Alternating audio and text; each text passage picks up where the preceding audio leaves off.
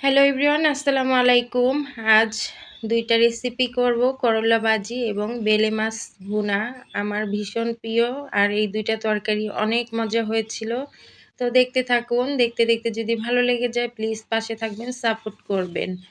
তো সবার পেজের কি অবস্থা? সব আপু ভাইয়ারা আমি বলব যে আপনারা পেজে প্রচুর পরিমাণে সময় দেন। এখন কনটেন্ট মনিটাইজেশন সবাইকে দিয়ে দিচ্ছে। এই যে আমি আজকেও একটা ভিডিওতে দেখলাম মাত্র ১২০০ ফলোয়ার ওই আপা কনটেন্ট মনিটাইজেশন পেয়ে গেছে। আলহামদুলিল্লাহ, শুভকামনা রইল আপুর জন্য।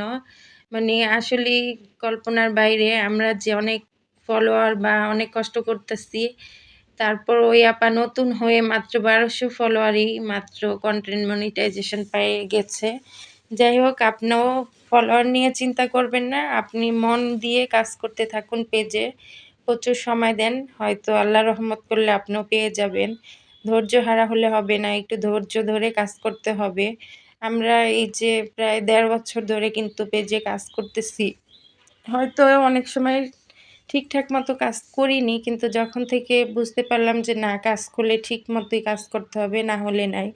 এখন আল্লাহর রহমতে পেজের সবকিছুই বর্তমানে ভালো আছে আলহামদুলিল্লাহ। কিন্তু একটু সমস্যা, কমেন্টগুলো অতিরিক্ত কমেন্ট করলেই আরকি ব্লক করে দেয়। মানে ২, ৩ টা, ৫ টা, ১০ টা কমেন্ট করলেই ব্লক করে দেয়। এটা হয়তো ফেসবুকের আপডেটের কারণে হচ্ছে। হয়তো ঠিক হয়ে যাবে আশা করি।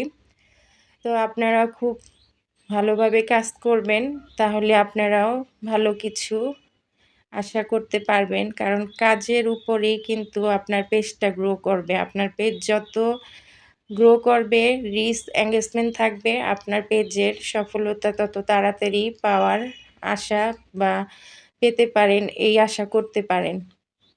তো আসলে পেজের সম্বন্ধে কথা কি বলবো?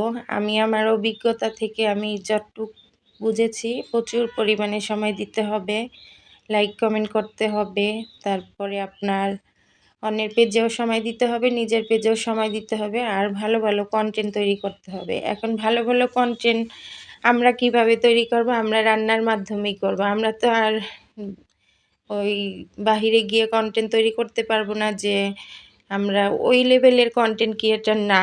আমরা ঘরে বসে যতটুক পারবো ততটুকুই করার চেষ্টা করব। পর্দার আড়ালে থেকে শালীনতা বজায় রেখে যতটুক পারি ততটুকুই এনাফ। তবে ডেকোরেশন এবং রান্নার যে পাকের ঘরটা আপনি একটু সাজগোজ করে সাজিয়ে ফুল-টুল দিয়ে সুন্দর করে কনটেন্ট তৈরি করবেন। পরিবেশটা একটু সুন্দর করবেন, ডেকোরেশনটা একটু সুন্দর করবেন, তাহলেই আপনার ভিডিওগুলো সবাই পছন্দ করবে।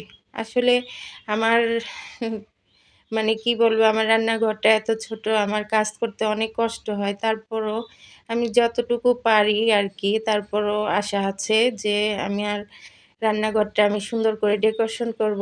আর কিছু জিনিস আমি ডেকোরেশন করে আরকি রান্নাঘরের লুকটা চেঞ্জ করব। দেখা যাক, আল্লাহ ভরসা। কারণ সবকিছুই হলো আল্লাহর ইচ্ছাতেই। আল্লাহ চাইলে হবে। সবাই দোয়া করবেন আমার জন্য।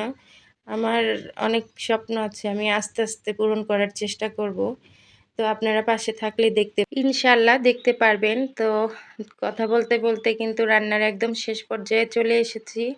তো সবার জন্য অনেক, অনেক দোয়া রইলো, শুভকামনা রইলো। সবাই ভালো থাকবেন, সুস্থ থাকবেন। আর আমার জন্য অনেক, অনেক বেশি দোয়া করবেন যাতে আমি আমার মনের স্বপ্নগুলো ভালোভাবে পূরণ করতে পারি। আল্লাহ হাফেজ।